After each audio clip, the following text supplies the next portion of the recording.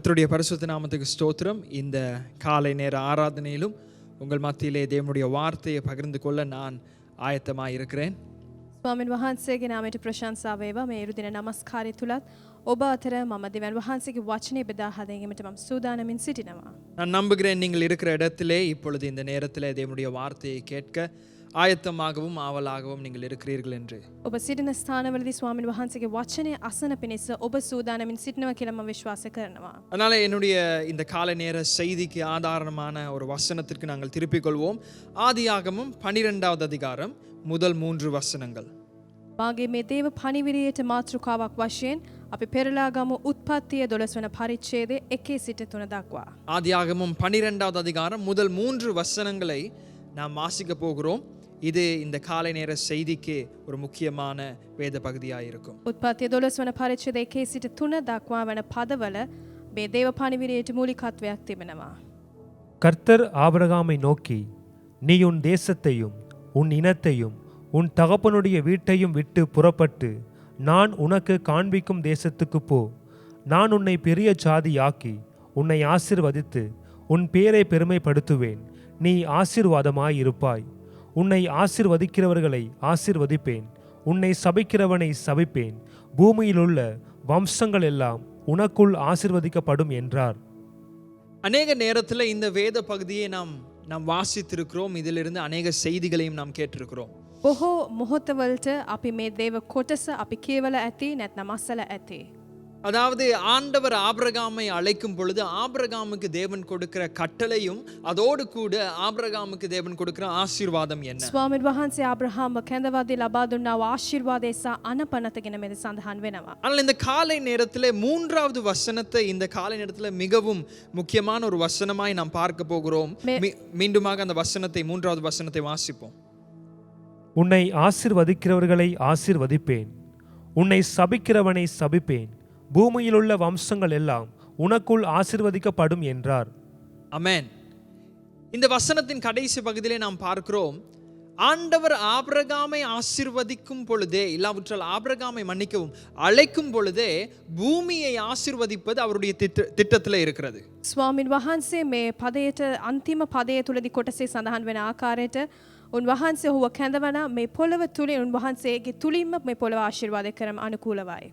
அப்படி என்று சொன்னால் மீண்டும் நான் சொல்ல விரும்புகிறேன், ஆபிரகாமை அழைக்கும் பொழுதே ஆண்டவருக்கு இந்த பூமியை ஆசீர்வதிப்பது அவருடைய திட்டமாக இருந்தது. ස්වාමීන් වහන්සේ ආබ්‍රහාම කැඳවද්දී මේ පොළව ආශිර්වාදය කරන්ට අනුකූලව තිබුණේ ඔහු තුලින්ය.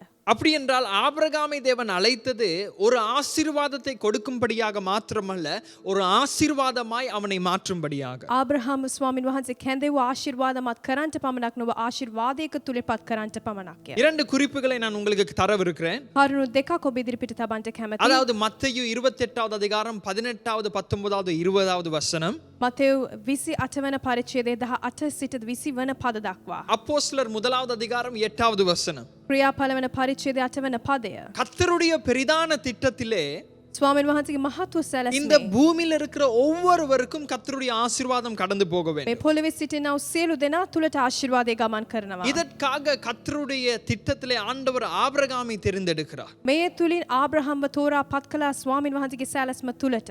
2வது வசனத்திலே நாம் பார்க்கிறோம், දෙවන පදයේදී අපි බලනවා ஆண்டவர் ஆபிரகாமுக்கு 3 ஆசீர்வாதங்களை கொடுக்கிறார். ස්වාමීන් වහන්සේ ආබ්‍රහම්ට ආශිර්වාදයන් 3ක් ලබා දුන්නා. 3வது வசனத்திலே நாம் பார்க்கிறோம், තුන්වන පදේ අපි அந்த බලනවා ஆசீர்வாதங்களை மீண்டுமாக ஆண்டவர் அவனுக்கு சொல்லுகிறார். ඒ ආශිර්වාදය නැවත නැවත ස්වාමීන් වහන්සේ පැවසුවා.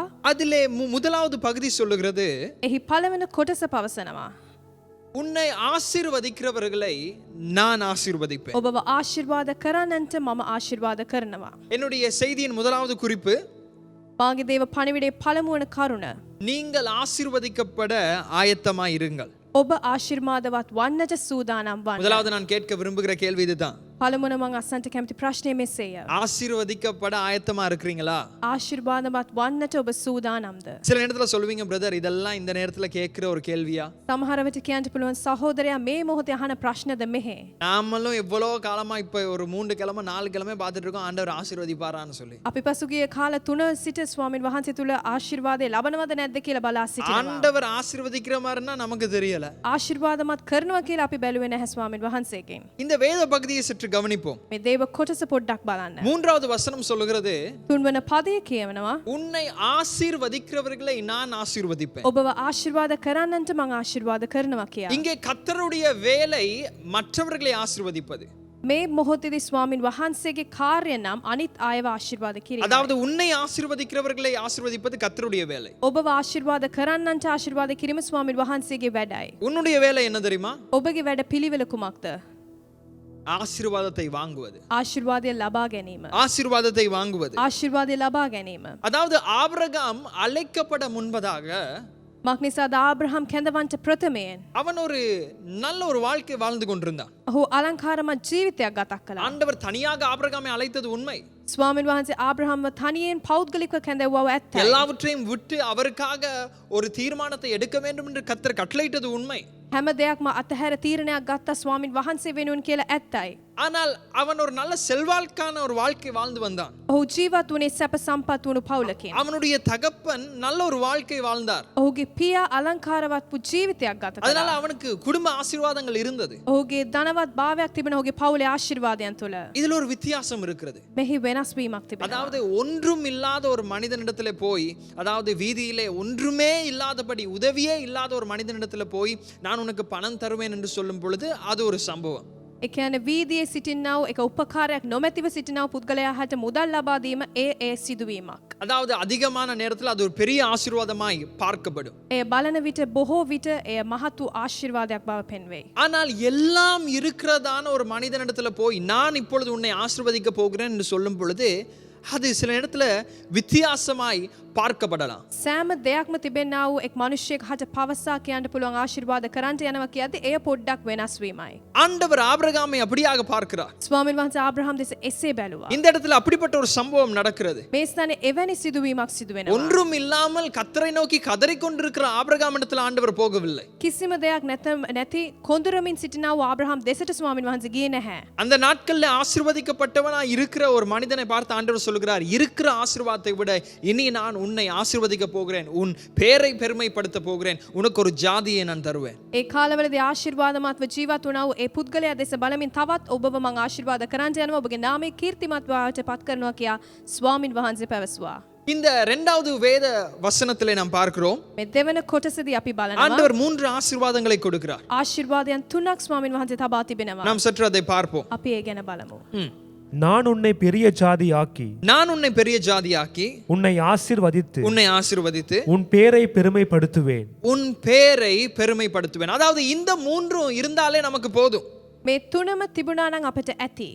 அதாவது இது மூன்றுமே ஆண்டவர் ஆபிரகாமுக்கு கொடுத்திருந்தா இது போதும். இதுக்கு மேல அவன் ஒன்றுமே கேட்க தேவையில்ல. මේ කාර්යයන් තුනම ආබ්‍රහම්ට දුන්නා නම් ආබ්‍රහම්ට ඊට ප්‍රථමයෙන් වැඩි නහන්න දෙයක් නැහැ. ஆனா ஆபிரகாம் பதில் கொடுக்க முன்பதாக ஆண்டவர் தொடர்ந்து பேசுகிறார். ආබ්‍රහම් පිළිතුරු දෙන්න ප්‍රථමයෙන් ස්වාමීන් වහන්සේ තවත් කතා කරනවා. அந்த ஆசீர்வாதங்களோடு ஆண்டவர் இன்னொரு ஆசீர்வாதத்தையும் கொடுக்கிறார். ඒ ආශිර්වාදයන් සමග තවත් එක්කලා ආශිර්වාදයන්. அது என்ன தெரியுமா? ඒ කුමක්ද? உன்னை ஆசீர்வதிக்கிறவர்களை நான் ஆசீர்வதிப்பேன். ඔබව ආශිර්වාද කරන්නන්ට මම ආශිර්වාද කරනවා. நான் ஏற்கனவே ஞாபகப்படுத்தினேன். නැවත මම මතක් කරා.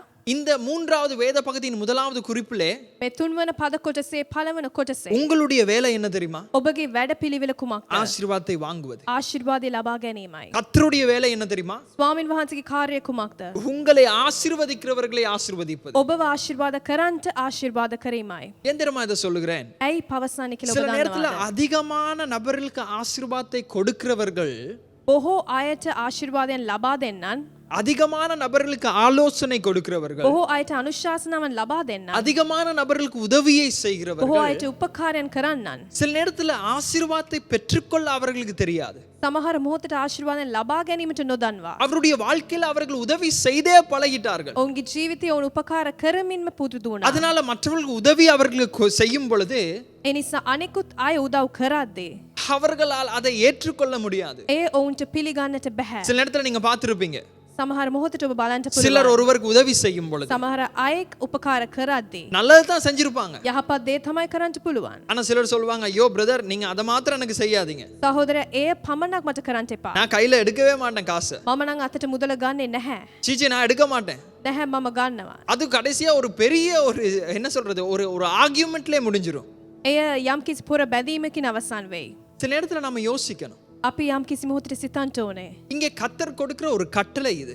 ස්වාමීන් වහන්සේ ලබා දෙන්නව අනපනතයි මෙහෙ. கத்தர் அவருடைய பிள்ளைகளை ஆசீர்வதிப்பது உண்மைதான். ස්වාමීන් වහන්සේ ඔහුගේ දරුවන් ආශිර්වාද කිරීම සැබෑවයි. அந்த அநேக விதங்களில் ஒரு விதம் அவர்களை சுற்றி இருக்கிறவர்கள் மூலமாக தேவன் அவர்களை ஆசீர்வதிக்கிறார். බොහෝ ආකාරයෙන්ට උන් වටාව සිටින්නා උන් තුලින් ආශිර්වාදය ලබන්නා වූ ස්වාමීන් වහන්සේය. இதை நாம் ஏற்றுக்கொண்டால்தான் මෙය අපි පිළිගත්තොත් පමණයි. கத்தர் வைத்திருக்கிற ஆசீர்வாதங்களை நாம் பெற முடியும். ස්වාමීන් වහන්සේ අප තුලින් තබා තිබෙනා ආශිර්වාදය ලබා ගන්නට පුළුවන්. எனக்கு தெரிந்த ஒரு நல்ல வாலிப குடும்பம் இருந்தார்கள். මම හඳුනාගත්තා වූ තරුණ පවුලක් සිටියා. அவர்கள் ஊழியம் செய்கிறவர்களாக இருந்தாலும் ඔවුන් සේවය කරමින් සිටියත් அவர்கள் ஒரு வியாபாரத்தை நடத்தி கொண்டு வந்தார்கள். ඔවුන් ව්‍යාපාරයක් කරමින් සිටියා. அவர்கள் கொழும்பு பிரதேசத்தில் இருக்கிறார்கள். ඔවුන් කොල්ම ප්‍රදේශයේ වසනවා. அவர்களை தேவன் அதாவது அவர்களுடைய வியாபாரத்தை மிகவும் ஆசீர்வாதமாய் வைத்திருக்கிறார். ස්වාමීන් වහන්සේ ඔහුගේ ව්‍යාපාරයේ සඵලවත් භාවයක තබා තැබුවා. அவர்களை நான் ஒரு ஆலயத்திலே நான் சந்தித்தேன். ඔවුන්ව මම මුණ ගැසුණා එක් දේවස්ථානයකදී. அதற்கு பின்பதாக நல்ல ஒரு உறவை தேவன் நமக்கு தந்தார். හොඳ නෑකමක් අපිට ලබා දුන්නා ස්වාමීන් වහන්සේ. அதனால இருந்துட்டு நாம் ஒரு 3 மாதங்களுக்கு ஒருக்காக நாங்கள் ஒன்றாய் வரும் பொழுது මාස 3කට එක්වරක් අපි මුණ ගැසෙද්දී நாம் எனக்கு தெரிந்த நண்பர்கள் அவர்களுக்கு தெரிந்த நண்பர்களாய் நாம் இணைந்து ஒரு ரெஸ்டாரண்ட்ல சாப்பிட போவோம். මට හඳුනාගත්තා වූ යහළුවන් නැත්නම් ඔහුන්ට හඳුනාගත්තා වූ මිතුරන් අප එක ස්ථානයකට අප මුහුණ දෙනවා. ஒவ்வொரு முறையும் நாம் சாப்பிடும் பொழுது இல்லாவிட்டால் நாம் கூடும் பொழுது அதற்கு பணம் கட்டுவது அவர்கள்தான். එම ස්ථානයේදී අපි කෑම පිළිවෙල කරද්දී ඔවුන් හැම පාරම මුදල සපයනවා. இப்படியாக அநேக நாட்கள் அவர்கள் செய்து வந்தார்கள். මේ අනෙකුත් වාරයකට ඔවුන් ඒ දේ කරා. ஒரு நாள் நானும் என்னுடைய இன்னொரு நண்பனும் தீர்மானித்தோம். මමත් මගේ මිතුරයි තව දවසක් තීරණය කළා. ஒவ்வொரு முறையும் அவங்க தானே காசு கட்டுறாங்க. හැම පාරම ඔවුන් තමයි මුදල් ගෙව්වේ. ஏன் நாங்க கட்டக்கூடாது? ඇයි අපි නොගොව යන්නේ? அப்ப நம்ம தீர்மானிச்சு අපි තීරණයක් ஒரு කරමින් நாள் சாப்பிட்டு முடிகிற ஒரு நேரத்துல කෑම කාලා ඉවර වුණු පසු அதாவது என்னுடைய நண்பன் எக்ஸ்கியூஸ் கேட்டுட்டு அவர் சொன்னார் நான் கொஞ்சம் வாஷ்ரூம் போறேன்னு சொல்லி. මගේ මිතුර අවසරය අසා වැසිකිළියට පොඩ්ඩකට ගියා. அப்ப அவர் போற வழியிலேயே ඔවුන් යන ගමනදී அவர் என்ன செஞ்சாருன்னா அந்த வெயிட்டரை கூப்பிட்டு சொன்னார். ඒ වේටර්ට පොඩ්ඩක් අඬ ගහලා පැවසුවා. அவரையும் நமக்கு நல்லாவே தெரியும். ඔහුවත් මං හොඳට දන්නවා. அதாவது இன்றைக்கு அந்த நபர்கள் காசு கட்டுவதில்லை, நாங்க தான் அவங்களுக்கு கட்டுறோம், அதனால இந்த கார்டுல நீங்க அந்த காசை கட்டிருங்க. අද ඒ පුද්ගලයන් ගෙවන්නේ නැහැ. මගේ කාඩ් පතින් ඔබට ගෙවන්න පුළුවන් මේ මුදල. சரின்னு அவர் வாஷ்ரூம் போயிட்டு வர நேரம் கார்டெல்லாம் கட்டியாச்சு, அதாவது காசெல்லாம் கட்டியாச்சு, கார்டையும் அவருடைய கையில கொடுத்தாச்சு. ඔහු වැසිකිළියට ගොස් පැමිණ පසු ඔහුගේ කාඩ් පතින් මුදල ගෙවලා ඉවර කළා. இப்போ நாங்க சாப்பிட்டுட்டு முடிச்சிட்டு உட்கார்ந்து இருக்கிறோம். අපි කාලේ ඉවර වෙලා සිටියා. சாதாரணமா ஒவ்வொரு முறையும் அவங்க தான் கட்டுவேன்னு அவங்க நினைச்சிட்டு அவங்களும் உட்கார்ந்து இருக்கிறாங்க. හැම පාරමින්ම මුදල් ගෙව්වේ ඔවුන් කියලා හිතලා ඔවුනුත් ආසමෙන් සිටියා. அதுக்கு பின்பதாக வெயிட்டரை கூப்பிட்டு கேட்கும் பொழுது அவங்க சொல்லிட்டாங்க, இந்தா இங்க 2 பேர் இவங்க காசு கட்டிட்டாங்க. ඒ වේටර්ව අඬ ගහලා අපි අසද්දී ඇහුවා ඒගොල්ලන් මුදල් ටික ගෙව්වා කියලා. உடனே அங்க ஒரு பெரிய என்ன சொல்றது ஒரு சத்தம். ඒ ස්ථානයේදී මහත් වූ ශබ්දයක් ඇති වුණා. சும்மா விளையாடாதீங்க, ஒவ்வொரு முறையும் நாங்க உங்களை கொண்டு வரது நாங்க உங்களுக்கு என்னது சாப்பாடு கொடுக்கும்படியாக நாங்க தான் இதை கட்டுவோம், நீங்க ஏன் கட்டுனீங்க, இப்படி பைத்தியமான வேலை எல்லாம் செய்யாதீங்க. பெரிய ஒரு கச்சால்.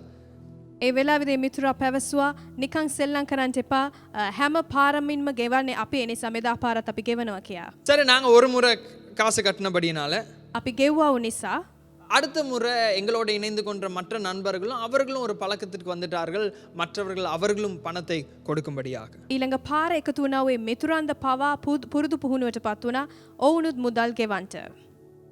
சில நாட்கள் அப்படியாய் கடந்து போனது. ස්වල්ප කාලයක් ගත වුණා. அவருடைய வியாபாரத்துல ஒரு பெரிய சரிவு ஒன்று வந்தது. ඔහුගේ ව්‍යාපාරය යම්කිසි අලාභයක් පැමිණියා. அவருடைய வீடையும் விற்கிற ஒரு நிலைமைக்கு வந்தார்கள். ඔහුගේ ගෙය පවා විකුණන්ට තත්වයක් ඇති වුණා. அவருடைய வாகனங்களையும் விற்குவதற்கு ஒரு நிலைமை வந்தது. වාහනය පවා විකුණන්ට තත්වයක් ඇති அதுக்கு වුණා. பின்பதாக அந்த ஐக்கியத்தில் அவர்கள் வரவில்லை. ඒ එක්සිට් කමට එවුන් මුණ ගැස්සුනේ නැහැ. அப்பொழுது இந்த முறை ஒரு 2 மாதங்களுக்கு முன்பதாக என்னுடைய கல்லூரியிலே அவர்களுக்கு தெரிந்த ஒரு நண்பனை நான் சந்தித்தேன். මේ මාස දෙකකට ප්‍රථමයෙන් මං ඒ මිතුරව නැවතත් ඒ පාසල තුලදී හමු වුණා. அந்த குடும்பத்திற்கு தெரிந்த ஒரு நண்பனை நான் சந்தித்தேன். ඒ පවුල තුල දන්නා වූ මිතුරෙක් විසින් அப்பொழுது அவர்கள் சொல்லியிருந்தார்கள், ඔවුන් පැවසුවා அதாவது அந்த ஐக்கியத்திற்கு அவர்கள் வராததுக்கு காரணம் ඒ එක්සිට් භාවයට පැමිණීමට නොහේතුව කුමක්ද නම් அதாவது இலவசமா அவங்க சாப்பிட்டு பழக்கம் இல்லைன்னு சொல்லியிருந்தாங்க. ඔවුන් නොමිලේ කාලා පුරුදු වෙච්ච කට්ටියක් නොවන නිසා. அதாவது அதை கேட்கும் பொழுது நமக்கு ரொம்ப கஷ்டமா இருந்துச்சு. ඒ අසද්‍ය අපිට හරි කනගාටුයි. நம்ம அவங்களுக்கு அதாவது காசு கட்டணும், அவங்க நமக்கு செஞ்சாங்க அதனால நம்ம செய்யணுன்றதுக்காக நம்ம செய்யலை. நம்ம ஒரு நண்பர் ஒரு ஐக்கியத்திற்காக நம்ம செஞ்சோம். ඔවුන් මුදල් ගෙව්වා නිසා අපිත් මුදල් ගෙවන්ට ඕනේ කියලා හිතලා නොව අපි ඒ දේ කරේ. එක්සිත් කමකටයි මිතුරෙකු වශයෙන් කළේ. ஏன் இதை சொல்றேன்னா, ඇයි මන් දේ පයසන්නේ? நிறைய பேர் ஆசீர்வாதத்தை பெறுவதற்கு விருப்பம், බොහෝ අයට කැමති ආශිර්වාදය ලබා ගැනීමට.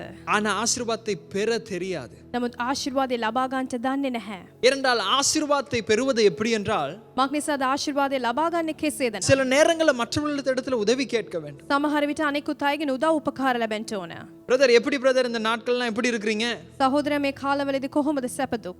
ஓ கர்த்தருடைய கிருபையில நல்லா இருக்கிறோம் பிரதர். ස්වාමීන් වහන්සේගේ කරුණාව තුලින් යහපත් වෙන්න ஏதாவது සිටිනවා. உங்களுக்கு தேவை இருக்குதா? කුමක් හෝ අවශ්‍යතාවයක් சீச்சி ஒரு තිබෙනවද? தேவையும் இல்லை, எல்லாம் தேவன் சந்திச்சிருக்கிறார். නැහැ කිසිම දෙයක් නැහැ. ස්වාමීන් වහන්සේ සියල්ලක්ම හමු වුණා කියලා. சரி பிரதர், அப்படின்னா உங்களுக்கு தேவைன்னா நீங்க எங்களுக்கு கால் பண்ணலாம். එහෙනම් සහෝදරයා ඔබට අවශ්‍යතාවය තිබුණා නම් මට අමතන්න පුළුවන්. அதே பிரதர் ඒ සහෝදරයාම இன்னொருவருக்கு கால் பண்ணி, තවත් කෙනෙක්ට පුද්ගලෙක්ට කතා කොට என்ன சபையில இருந்து ஒன்றும் கொடுக்கலையா?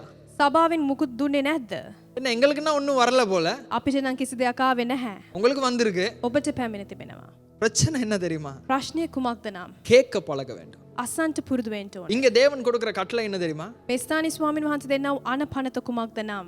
நான் உன்னை ஆசீர்வதிக்கிறவர்களை நான் ஆசீர்வதிப்பேன். ඔබව ආශිර්වාද කරන්නන්ට මම ආශිර්වාද ලබා දෙනවා. அப்படின்றால் தேவன் அநேகர் மூலமாய் உன்னை ஆசீர்வதிப்பார். ස්වාමීන් වහන්සේ බොහෝ අනෙකුත් වරක් තිබෙනා ආශිර්වාදය ඔබ තුලින් ලබා දෙනවා. ஒரு ஆமென் சொல்லுவோம். ආමෙන් කියලා சில පවසන්න. நேரத்துல நம்ம சுற்றி இருக்கிற அநேகர் இடத்துல இந்த சத்தத்தை நம்ம கேட்டிருக்கலாம். අප වටා සිටිනා වූ අය තුලින් මේ ශබ්දය අසන්නට පුළුවන්. செத்தாலும் கர்த்தருடைய நாமத்தை தூஷிக்க மாட்டேன், நான் கையேந்தி வாழ மாட்டேன்.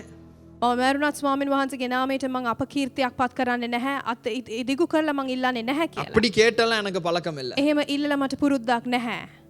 அதெல்லாம் உங்களுடைய வம்சத்தின் பழக்கம் இல்லாட்டியும் பரவாயில்ல. ඒ ඔබගේ වංශීය පුරුද්දක් නැති වුණත්. ஆனா தேவனுடைய வார்த்தை ஒன்று சொல்லுகிறது, නමුත් ස්වාමීන් වහන්සේගේ වචනේ මෙසේ සඳහන් වෙනවා. உன்னை ஆசீர்வதிக்கிறவர்களை நான் ஆசீர்வதிப்பேன். ඔබව ආශිර්වාද කරන්නන්ට මං ආශිර්වාද ලබා දෙනවා. கர்த்தர் ஆசீர்வதிக்கிற அநேக விதங்கள்ல உன்னை சுற்றி இருக்கிறவர்களின் மூலமாய் கர்த்தர் உன்னை ஆசீர்வதிக்கிறார். ස්වාමීන් වහන්සේ ආශිර්වාද කරන්නා වූ වාරවල් තුලදී ස්වාමීන් වහන්සේ ඔබ වටා සිටින්නාන්ට ආශිර්වාද ලබා இதற்கு நான் දෙනවා. வசனம் தாரேன்.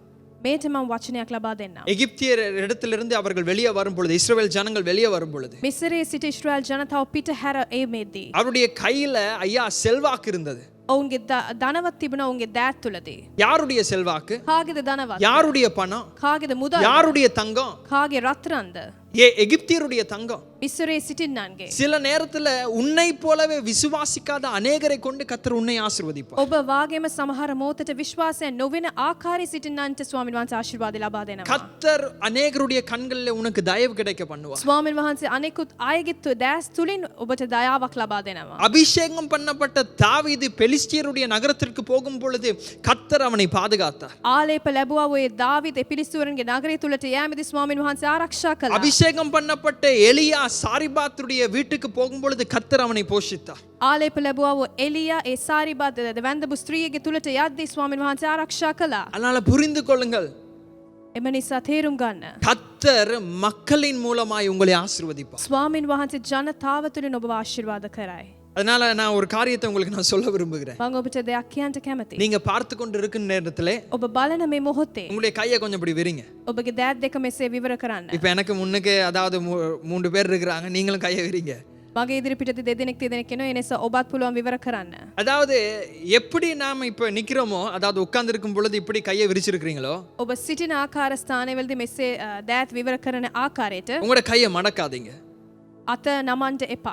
அதாவது கையை விரிச்சே வச்சுக்கொள்ளுங்க. අත විවර කොටම තබා ගන්න. பாருங்க, கொடுப்பதற்கு எப்படி நீங்க செயல்பட வேண்டுமோ அதே போலவே தான் வாங்குவதற்கு நீங்க செயல்படணும். ලබා දෙන්න කෙසේද නම් ඔබ ක්‍රියා කළ යුත්තේ වගේම තමයි අපි අරගන්ටත් ක්‍රියාවක් කළ යුත්තේ. கர்த்தர் கொடுப்பதற்கு உங்களுடைய கரங்களை விரிச்சு இருப்பார். ස්වාමීන් වහන්සේ ලබා දෙද්දිත් ඔබගේ நீங்க දෑත් அநேகருக்கு ක්‍රියාවටයි. கொடுத்திருப்பீங்க. ඔබ බොහෝ අයට ලබා දෙන්න පුළුවන්. அதே போலவே தான் ඒ වගේම තමයි அந்த கரங்களை கொண்டு ඒ දෑත් වලින් கர்த்தர் உங்களுக்கு ஆசீர்வாதத்தை கொண்டு வருவார். ස්වාමීන් වහන්සේ ආශිර්වාදය ලබා දෙන්නේ. அதனால புரிஞ்சு கொள்ளுங்க, ඒ නිසා තේරුම් ගන්න. கர்த்தர் இந்த நாட்களிலே ස්වාමීන් වහන්සේ මේ කාලවලදී உங்களை ஆசீர்வதிக்கிற அநேக விதங்களிலே ඔබව ආශිර්වාද කරන්න වූ අනෙකුත් වාරවල மக்களை கொண்டு உங்களை ஆசீர்வதிப்பார். ජනතාව රැගෙන ඔබ ආශිර්වාද කරයි.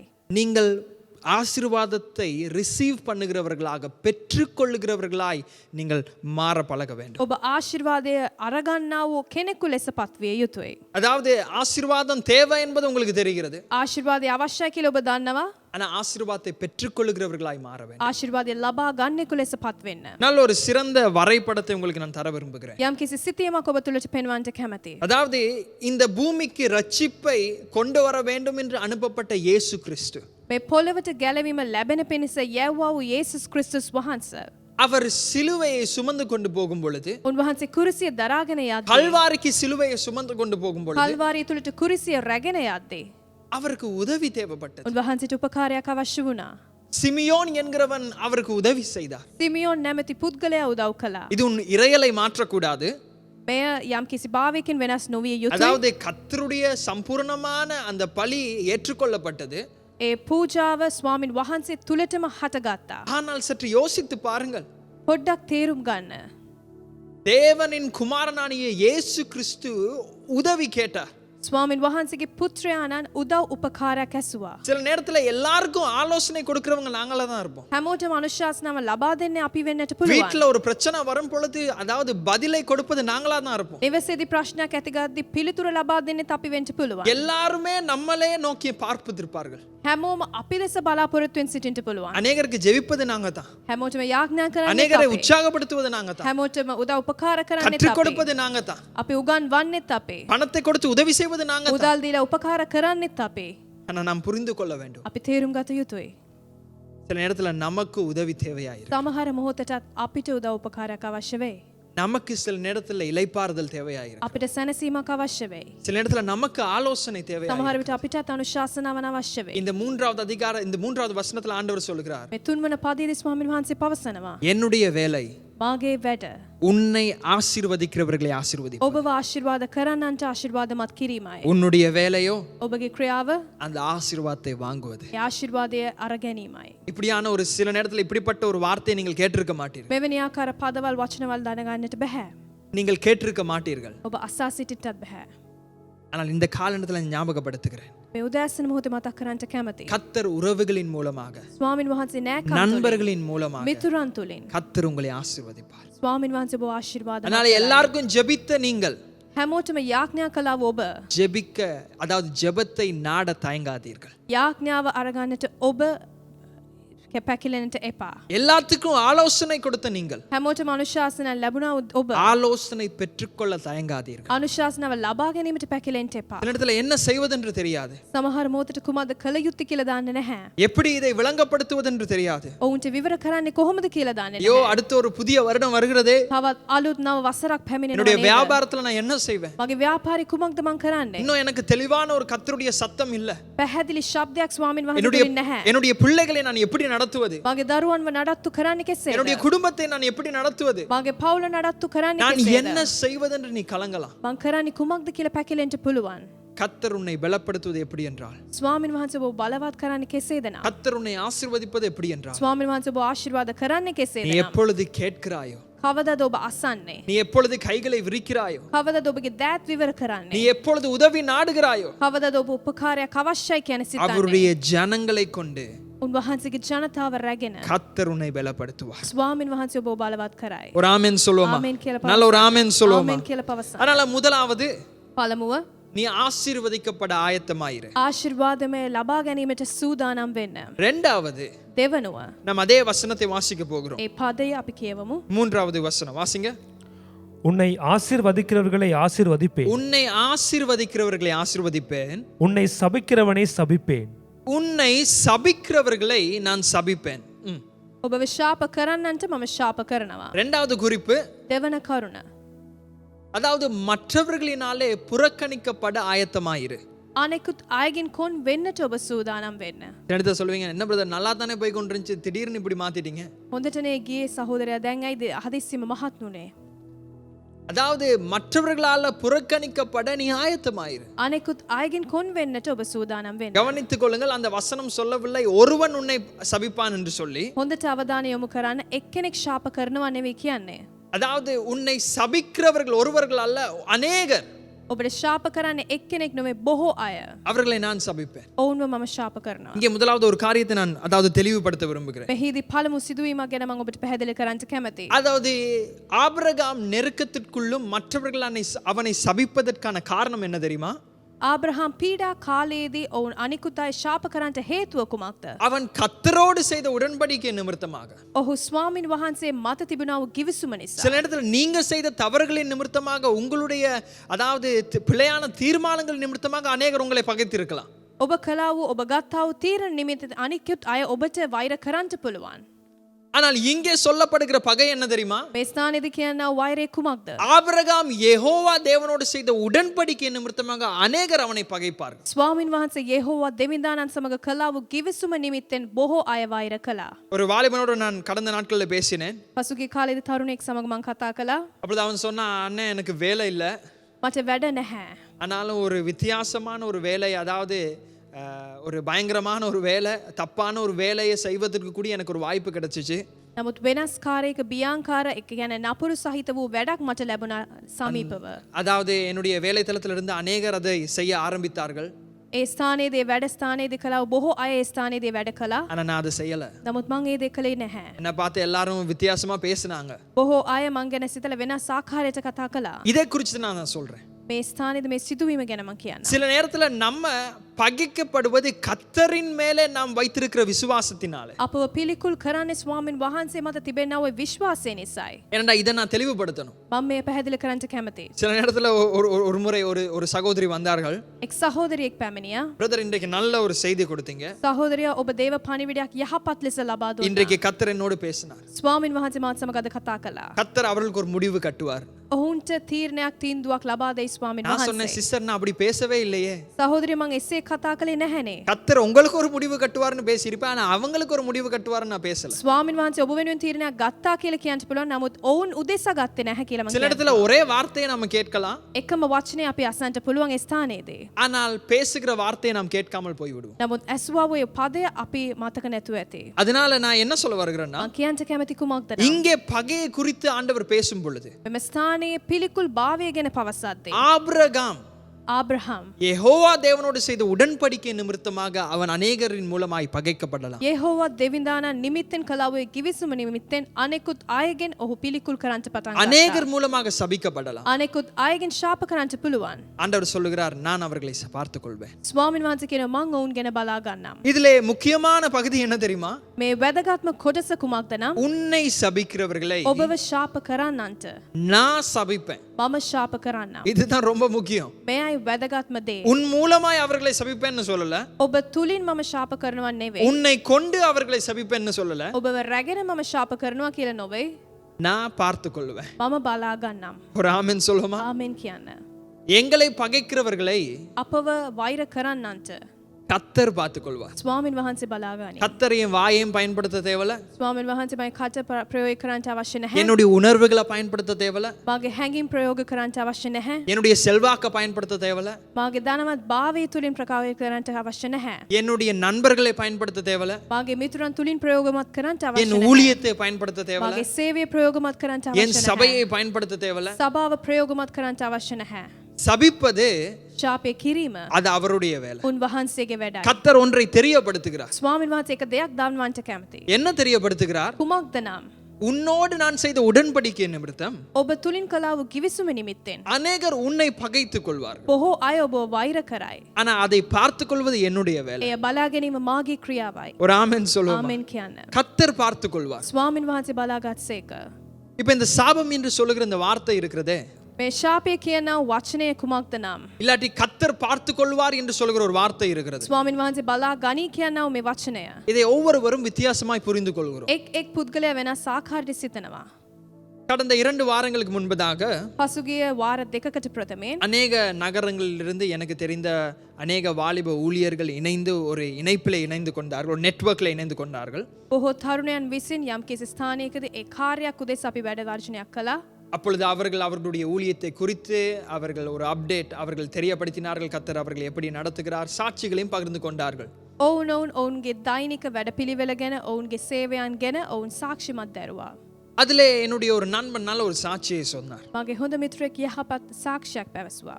அவர் 13 வருடங்களுக்கு முன்பதாக අවුරුදු 13කට ප්‍රථමයෙන් கொழும்பு பிரதேசத்திலே இருக்கிறதான ஒரு திருச்சபைக்கு கீழாக அவர் ஊழியம் செய்து வந்தார். කොළඹ ප්‍රදේශයේ වැඩවසන්නා වූ දේවස්ථානයක යටතේ ඔහු සේවය කරමින් සිටියා.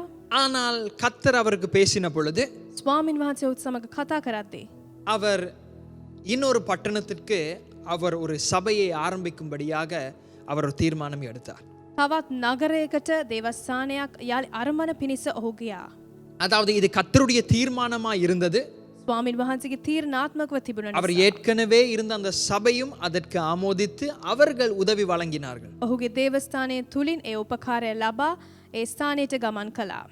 அதாவது அது கர்த்தருடைய ஒரு செயல் என்பதை அடையாளப்படுத்துவதற்கான காரணம் என்னவென்றால் அந்த ஊழியர்களே அவருடைய புதிய சபையை கட்டுவதற்கு அவர்கள் உதவி செய்தார்கள். දෙවියන් වහන්සේගෙන් ලැබුවා වූ සංකේතය කියා දැන සිට ඒ දේව සේවකයන් විසින්ම ඔහුට උදව් උපකාර ලැබුවාමින් ඒ ස්ථානයට ස්ථාපිත කරන්නට ගියා. அவர் அந்த பட்டணத்திற்குள்ளே போகும் பொழுது ඒ நகරයට යද්දී அங்கே இருந்த ஒரு சபைக்கு கீழாக அவர் ஊழியம் செய்ய ஆரம்பித்தார். ඒ සභාවට යටතේ ඔහු සේවකයක් කරන්නට ආරම්භ කළා. இரண்டு சபைகளும் இணைந்து அவருடைய ஊழியத்தை கட்டி கொண்டு வருகிறார்கள். සභාවන් දෙකම ගොඩනගා ගත්තා ඔහුගේ සේවය. ஆனால் 13 வருடங்களுக்கு முன்பதாக අවුරුදු 13කට ප්‍රථමයෙන් இவர் இந்த தீர்மானத்தை ஏற்கனவே இருந்த சபைக்கு தெரியப்படுத்தின பொழுது මේ තීරණය ඔහුගේ සභාවට ඔහු යොමු කළ නිසා அநேகர் வித்தியாசமாய் அவரை குறித்து பேசினார். බොහෝ අය ඔහු ගැන වෙනස් වූ ආකාරයට කතා කළා. அவர் சொன்னார், என்றைக்கு அவர் அந்த சபைக்கு முன்பதாக அந்த தீர்மானத்தை சொன்னாரோ ඒ සභාවට ඉදිරිපිට පෙරමුණේ සිට ඒ තීරණය ගැන පැවසුවාදෝ அன்றைக்கு அவருக்கு தெரிந்த ஒரு சகோதரன் அவருடைய வீட்டுக்கு வந்தாரா. ඒ එදින දවසේ ඔහු දැනුවත්ව එක මිතුරෙක් පැමිණියා.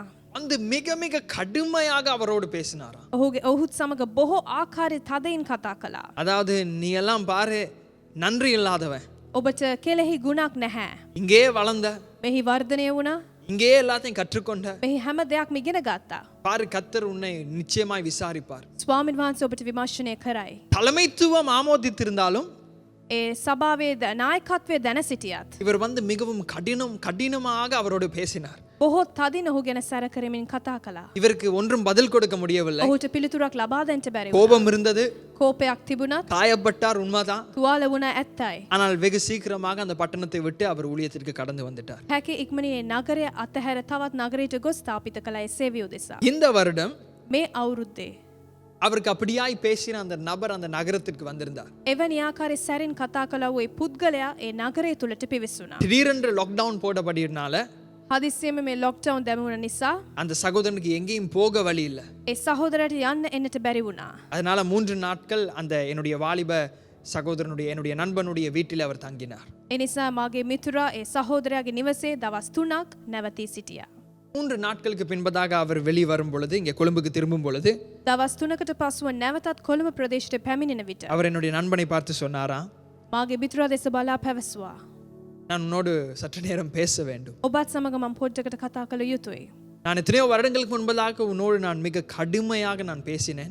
බොහෝ වර්ෂ ප්‍රථමයකට මම සැරින් ඔබත් සමග කතා කළා. ஆனால் அதற்கு பின்பதாக அநேக ஊழியக்காரருடைய வாயிலிருந்து கர்த்தர் உண்மையில் வைத்திருக்கிற அந்த உண்மைத்துவத்தையும் அந்த சாட்சியும் எனக்கு தெரியப்படுத்தினார். නමුත් එයට පසුව දේව සේවකයන් බොහෝ අය තුලින් ඔබ මත තිබෙනා ඒ සාක්ෂි හා සැබෑකම විවර වුණා. அதற்கு பின்பதாக உன்னுடைய பிரசங்கங்களின் மூலமாக, உன்னுடைய ஊழியத்தின் மூலமாக என்னுடைய குடும்பம் கட்டப்பட்டிருக்கிறது. ඔබගේ දේව වචනය තුලින් හා ඔබගේ බොහෝ කාර්යයන් තුලදී මාගේ සහ මාගේ පවුල තුල බොහෝ කාර්යයන් හටගත්තා. என்னுடைய நண்பனுடைய சபை இப்பொழுது 13 வருடங்கள் ஆகிறது. ஒரு பெரிய சபை அல்ல. මාගේ මිතුරාගේ සභාව අවුරුදු 13ක් වෙනවා. නමුත් මහත් වූ විශාල සභාවක් නොව. ஆனா ஒரு சிறப்பான ஒரு ஊழியத்தை அவன் செய்து கொண்டு வருகிறான். නමුත් විශේෂිත ආකාරයේ සේවයක් ඔහු දරමින් සිටිනවා. அவர் சொன்னாரா, என்ன நீ மன்னிக்கணும்னு சொல்லி. ඔහු පැවසුවා මට සමා වෙන්න කියා. ஏன் தெரியுமா அதை சொல்றேன்? ඇයි මම පවසන්නේ කියලා දන්නවද? சில இடத்துல கர்த்தர் பார்த்துக்கொள்வார்னு நம்ம சொல்லிடுவோம். ස්වාමින් වහන්සේ බලා ගනී කියලා අපි කියන්න පුළුවන්. கர்த்தர் பார்த்துக்கொள்வார் என்று சொல்லுகிற அந்த வார்த்தைக்கு பின்பதாக நம்முடைய எண்ணம் என்ன தெரியுமா? ස්වාමින් වහන්සේ බලා ගනී කියලා ඉවරුනාට පස්සේ ඒට පිටුපස තිබෙනවා අපගේ දැනීම කුමක්ද නම්? அவன் கையை இழந்து கால் இழந்து, දෑත අහිමි කොට කකුල අහිමි කොට அதாவது குடும்பமாக சபிக்கப்பட்டு පවුලත් සමග පවුල තුලින්ම ශාපය ලබා அவன் ரோட்டுக்கு வந்து පාරට බැස அவன் ரத்தம் கக்கணும். ඔහු ලේවලින් වැగిරෙන්න ඕනේ. இதுதான் நம்முடைய அதாவது நினைவுல சாபம் என்கிற வார்த்தைக்கான ஒரு நல்ல என்ன சொல்றான், நம்முடைய நினைவு. මෙයයි ශාපය කියන්නා වූ අපගේ සිතුවිල්ල. சில நேரத்துல கர்த்தர் அவருடைய பெரிதான தயவுல නමුත් ස්වාමීන් වහන්සේ උන්වහන්සේගේ මහත් වූ දයාවෙන් அவருடைய சிறப்பான ஞானத்துல උන්වහන්සේගේ මහත් වූ ප්‍රඥාවෙන් தேவையான சூழ்நிலைகளை ஏற்படுத்தி අවශ්‍ය වූ වාතාවරණ හටගන්වා ரத்தம் கக்க வேண்டியவனை ලේ වැగిරෙන්නා වූ පුද්ගලයා மன்னிப்பை கக்க வைப்பார், සමාව වැගිරවන්ට දවයි. மனம் திரும்புதலை கக்க வைப்பார். වෙනස් කරන්ට උන්වහන්සේ පත් කරයි. கர்த்தர் பார்த்துக் கொள்வார் என்று சொல்லும் பொழுது ස්වාමීන් වහන්සේ බලාගනී කියද්දී அது அவர் பார்த்துக் கொள்வார். උන්වහන්සේ සියල්ලක්ම බලාගනී. அதனால நம்ம புரிந்து கொள்ள வேண்டும், අපි දැන සිටින්ට ඕනේ. நமக்கு அநேக பகை வரலாம். අපිට බොහෝ වෛරයන් පැනට පුළුවන්. தாவீது மிகவும் அழகாய் சவுலுக்கு இதை சொல்லுகிறார். දාවිද් සවුල් හට අලංකාරයෙන් පවසනවා. ஒரு குறிப்பை மாத்திரம் நம்ம வாசிக்க போகிறோம். එක් කරුණක් අපි කියවන්ට 1 යනවා. சாமுவேல் 1 සාමුවේල් 24வது அதிகாரம் 24 වන පරිච්ඡේදය 12வது வசனம். 12 වන පදය. அதாவது இந்த சம்பவத்திற்கு இந்த வார்த்தைக்கு பின்பதாக ஒரு ஒரு ஒரு பின்னணி இருக்கிறது. මෙම පදයට පිටුපස එක් කිසි සිදුවීමක් තිබෙනවා. அதாவது சவுல் தாவீதை கொலை செய்யும்படியாக அவன் தேடுகிறான். සවුල් දාවිද්ව මරණ පිණිස සොයමින් සිටියා. அதாவது அந்த பட்டணங்களிலே முழுமையாக அறிவிக்கப்பட்டிருக்கிறது தாவீது சவுலுக்கு அநீதி செய்திருக்கிறார் என்று சொல்லி. ඒ නගරේ බොහෝසේ ආරංචියක් ලැබුණා වූ කාර්ය කුමක්ද නම් දාවිද් සවුල් හට බොහෝ අපරාධවල් කළා කියලා. அதனால தாவீது அபிஷேகம் பண்ணப்பட்டிருந்தாலும் දාවිද් ආලේපය ලැබුවත් அநேக பட்டணங்கள் அவனுக்கு விரோதமாய் திரும்பி விடுகிறது. බොහෝ නගරවල් ඔහුට එරෙහිව තිබුණා. ஆனால் தாவீது சவுலை சந்திக்கும் பொழுது නමුත් දාවිද් සවුල්ව හම්බ වෙද්දී மிகவும் அழகாக ஒரு காரியத்தை சொல்லுகிறார். අලංකාරවත් කාර්යයක් පවසනවා. நான் நம்புகிறேன், அதாவது தாவீது ஆபிரகாமின் ஆசீர்வாதத்தை நன்றாய் புரிந்திருந்தான். මං සිතනවා විශ්වාස කරනවා දාවිද් ආබ්‍රහාම්ගේ ආශිර්වාදය දැන සිටියා. பகைஞர்கள் அநேகர் இருந்தாலும் වෛරකාරයන් බොහෝ සිටියත් அவர்களை தேவன் பார்த்துக் கொள்வார். ඔවුන්ව ස්වාමින් වහන්සේ බලාගත්සේ. வாசிப்போம் 12வது வசனம். අපි කියවමු 12 වන පදය. கர்த்தர் எனக்கும் உமக்கும் நடுநின்று நியாயம் விசாரித்து கர்த்தர் தாமே என் காரியத்தில் உமக்கு நீதியை சரி கட்டுவாராக. உம்முடைய பேரில் நான் கை போடுவதில்லை. உம்முடைய பேரில் நான் கை போடுவதில்லை, ඔබගේ නමින් මම අත දමන්නේ නැහැ. ஆனால் கர்த்தர் உமக்கு நீதி செய்வார். නමුත් ස්වාමින් වහන්සේ ඔබට ධර්මිෂ්ඨය ඇති කරයි. இதைத்தான் நாம் ஆபிரகாமுடைய ஆசீர்வாதத்திலே பார்க்கிறோம். මෙසේ තමයි ආබ්‍රහාම්ගේ ආශිර්වාදයෙන් තුල දකින්නේ. உன்னை சபிக்கிறவர்களை, ඔබව ශාප කරන්නන්. அதாவது அந்த வார்த்தை சாபம் என்று சொல்லுகிற அந்த வார்த்தை, ඒ ශාපය නැමැති පදය உன்னை இயல்பாக எண்ணுகிறவர்கள், ඔබ ස්වල්ප ආකාරයට හිතනවා. உன்னை அதாவது மதிக்காதவர்கள், ඔබව යටහත් සිතකින් සිතන්න. உன்னோட ஒப்புரவாக விரும்பாதவர்கள் ඔබත් සමග පිළිගන්වන්නට කැමති නැති අය. அநேகர் இருக்கலாம். බොහෝ අය ඉන්නට உன்னுடைய පුළුවන්. சொந்த தீர்மானங்களுக்காக அல்ல, ඔබගේ අයිති තීරණ நீ නිමිත්තෙන් නොව கர்த்தர் சொல்லுகிறதை செய்கிறபடியினால் ඔබ ස්වාමින් වහන්සේ කියූ දේ කරන නිසා அவர்களை நான் பார்த்துக் கொள்வேன். ඔවුන්ව මම බලා ගන්නම්. அவர்களை நான் பார்த்துக் கொள்வேன். ඔවුන්ව මම බලා ගන්නම්. அதனால் இந்த காலை நேரத்துல මේ උදෑසන මොහොතේ இந்த நாட்களிலும் தேவன் நம்மை ஆசீர்வாதமாய் இருக்க தேவன் நம்மை அழைத்திருக்கிறார். මේ කාලවලදී ස්වාමින් වහන්සේ අපව ආශිර්වාදමත් භාවයට පත් කරන්ට අපව කැඳවනවා. ஆசீர்வாதத்தை பெற மாத்திரமல்ல, ආශිර්වාදය ලබා දීමට පමණක් නොව ஆசீர்வாதமாய் இருக்க தேவன் நம்மை அழைத்திருக்கிறார். ආශිර්වාදයෙන් ජීවත් වීමට අපව කැඳවනවා. முதலாவது அதற்கு நாம் என்ன செய்ய வேண்டும்? පළමුව අපි කරන්නට ඕනි කුමක්ද?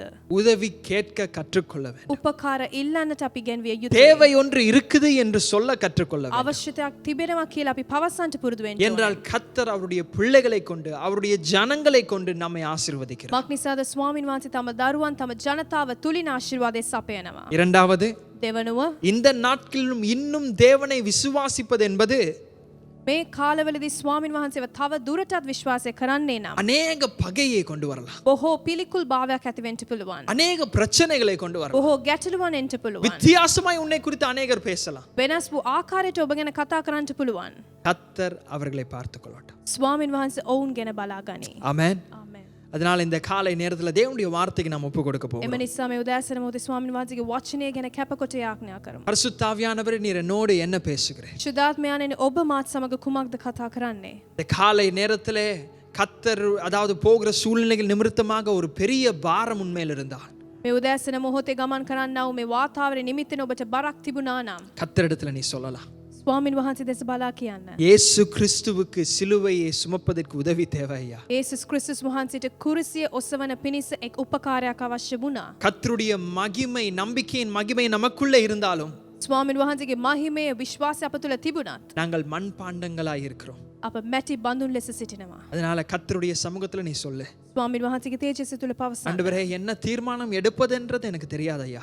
කුමන තීරණයක් ගන්නට ඕන කියලා මන් දන්නේ නැහැ. சில நேரங்களில் எல்லாம் என்ன சார்ந்தே இருக்கிறது. හැම දෙයක්ම මට යටින් තිබෙනවා. அதனால ஆண்டவரே உம்முடைய உதவி எனக்கு தேவை. ඒ නිසා ස්වාමීනි ඔබගේ උපකාරය මට අවශ්‍යයි. உம்முடைய சத்தம் எனக்கு தேவையா. ඔබගේ ශබ්දය මට අවශ්‍යයි. உம்முடைய அபிஷேகம் எனக்கு தேவைப்பா. ඔබගේ ආලේපය මට අවශ්‍යයි. இந்த காலை நேரத்துல මේ උදෑසන මොහොතේ கர்த்தருடைய சமூகத்துல ස්වාමීන් වහන්සේගේ சற்று අභිමුඛත්වයේ வாய்களை திறந்து මුඛය හැර பரிசுத்த ஆவியானவரே ශුද්ධාත්මයාණනි நீங்க என்னோடு என்ன பேசுகிறீங்கப்பா. ඔබ වහන්සේ මාත් සමග කුමක්ද நீங்க කතා என்னோடு කරන්නේ? என்ன பேசுகிறீங்க ඔබ ஆண்டவரே. වහන්සේ මාත් සමග කුමක්ද நீ කතා කරන්නේ? கர்த்தரோடு உறவாடுகிற நேரம். ස්වාමීන් වහන්සේ සමග ඔබ හිතනවත් කාර්යයක් මෙය. சில நேரத்துல சில காரியங்களை பெற்றுக்கொள்வதற்கு ඔබ යම් කිසි මොහොතේ යම් කිසි කාර්යයක් ලැබෙන්න පුළුවන්. சில காரியங்களை கர்த்தருடைய சமூகத்துல நீ வைக்க வேண்டும். යම් කිසි කාර්යයක් දේව පාමුල තුල තැබිය යුතුයි. சொல்ல கர்த்தர் பார்த்துக் கொள்வார். ස්වාමීන් වහන්සේ බලා ගනි. அது எப்படியாய் முடியும் என்பதை நான் ඒ தீர்மானிப்பதல்ல. කොහොමද ඉවර වෙන්නේ කියලා තීරණය කරන්න අප නොවේ. என் வாயை தேவன் பயன்படுத்த தேவையில்ல. මාගේ කට උන්වහන්සේ ප්‍රයෝග කරන්න අවශ්‍ය என் නැහැ. அதிகாரத்தை தேவன் பயன்படுத்த தேவையில்ல. මාගේ ආධිපත්‍ය ප්‍රයෝග කරන්න අවශ්‍ය නැහැ. என் குடும்பத்தை தேவன் பயன்படுத்த தேவையில்ல. මාගේ පවුල උන්වහන්සේ ප්‍රයෝග කරන්න අවශ්‍ය නැහැ. அது தேவன் பார்த்துக் கொள்வார். උන්වහන්සේ බලා ගනි. அதை தேவன் பார்த்துக் கொள்வார். උන්වහන්සේ බලා ගනි. Hallelujah. Thank you Jesus. ස්තුතිවන්ත වේ. Amen. தேவண்ட வார்த்தையை கேட்ட உங்கள் இருதயத்தை நீங்கள் கர்த்தரிடம் திருப்புவீர்கள் ஆனால் நிச்சயமாக உங்களை ஆசீர்வதிக்கவே ஆசீர்வதிப்பார். ස්වාමීන් වහන්සේගේ වචනය ස්වාව ඔබගේ හදවත විවෘත කළා නම් ස්වාමීන් වහන්සේ ඔබ නිශ්චිතින් ආශිර්වාදමත් භාවයට පත් කරයි.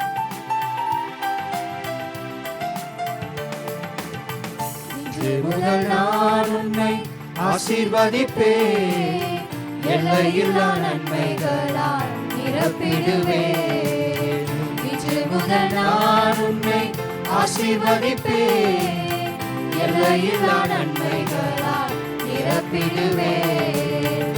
பெரிய இனமாக்கி ஆசீர்வதிப்பேன், உனது பெயரை நான் உயர்த்திடுவேன். பெரிய இனமாக்கி ஆசீர்வதிப்பேன், உனது பெயரை நான் உயர்த்திடுவேன். ஆசீர்வாத வாய்க்காலாய் நீ இருப்பாய், ஆசீர்வாத வாய்க்காலாய் நீ இருப்பாய், நீ இருப்பாய். இது முதல் நான் உன்னை ஆசீர்வதிப்பேன், எல்லையில்லா நன்மைகளால் நிரப்பிடுவேன். இன்று முதல் நான் உன்னை ஆசீர்வதிப்பேன், எல்லையில்லா நன்மைகளால் நிரப்பிடுவேன். செல்லும் இடமெல்லாம் காவலாய் நான் இருப்பேன், சொன்னதை செய்திடுவேன், கைவிடவே மாட்டேன். செல்லும் இடமெல்லாம் காவலாய் நான் இருப்பேன், சொன்னதை செய்திடுவேன், கைவிடவே மாட்டேன். நீ வாழும் இந்த தேசம் உனக்கு தந்திடுவேன், நீ வாழும் இந்த தேசம் உனக்கு தந்திடுவேன், உனக்கு தந்திடுவேன். இது முதல் நான் உன்னை ஆசீர்வதிப்பேன், எல்லையில்லா நன்மைகளால் நிரப்பிடுவேன். இன்று முதல் நான் உன்னை ஆசீர்வதிப்பேன், எல்லையில்லா நன்மைகளால் நிரப்பிடுவேன். தகப்பனே, පියාණනි இந்த வருடத்தில் මේ වසරේදී 333 நாட்களை நாங்கள் கடத்தி விட்டோம். 334 වන දවස් අප ගත කළා. ஆண்டவரே, 300 நாட்கள் பயங்கரமான உபத்திரவத்திலே நாங்கள் கடந்தோம். දවස් 300ම අප විපත්ති වූ පීඩා කාලවලදී ගමන් කළා. ஆண்டவரே, வெளிநாட்டில் உள்ள தேவ பிள்ளைகளையும் உள்நாட்டில் உள்ள தேவ பிள்ளைகளையும் பஞ்சமும் பசியும் வியாதியும் வராதபடிக்கு காத்தீர். විදේශීව හා දේශීව සිටිනා වූ දේව ජනතාව අතරමැද සාගතයන් රෝගයන් තොරව ඔබ ආරක්ෂා உம்முடைய කළා. பிள்ளைகள் முறுமுறுக்காதபடிக்கு கர்த்தருடைய வாக்குத்தத்தத்தை அன்போடு பெற்றுக்கொண்டு ஆசீர்வாதமாக வர ஜெபிக்கிறோம். ඔබ වහන්සේගේ දේව දරුවන් කොඳුරන නොසන පිණිස ප්‍රේමයෙන්ද උන්වහන්සේගේ මහිමෙන් තුලද ගමන් කරන පිණිස අපි ஆண்டவரே, ආඥා அவர்களை කරනවා. ஆசீர்வதிக்கவே ஆசீர்வதிப்பேன் சொன்ன தேவன் அவருடைய இருதயத்தை துறந்துவிடும். ඔවුන්ව ආශිර්වාදමත් කරමින් ආශිර්වාදයට කරනවා කියනා වූ දෙවියන් වහන්සේ හදවත් විවෘත කරන්න. பரிசுத்தாவிட சத்தத்துக்கு கீழ்ப்படுகிற பிள்ளைகளாக மாற்றும். ශුද්ධාත්මයන්න් වහන්සේගේ ශබ්දයට කීකරුවන දරුවන් සෙපත් කරන්න. வீட்டிலே அப்பன் தண்ணி குறையாதபடிக்கு பாதுகாத்துக் கொள்ளும். නිවසේ උන්වහන්සේ කෑම සහ වතුර කිසිම දෙයකට හිඟයක් නොවන පිණිස ආරක්ෂා කරන්න. உம்முடைய கரத்தை நீட்டும் ஆண்டவரே. ස්වාමීන් ඔබගේ දෑත විවෘත කරන්න. உச்சந்தலைந்து உள்ளங்கால் வரைக்கும் ஒப்பு கொடுக்கிறோம். හිසේ සිට පාමුල දක්වා අප බාර කරන්න. ஆண்டவரே தலை, ஆண்டவரே காது, மூக்கு, கண், ஆண்டவரே இவைகளை தொட்டருளும் ஆண்டவரே. හිස කන නාසය සියල්ලක්ම ස්වාමීන් වහන්සේ අතගස්සන්න.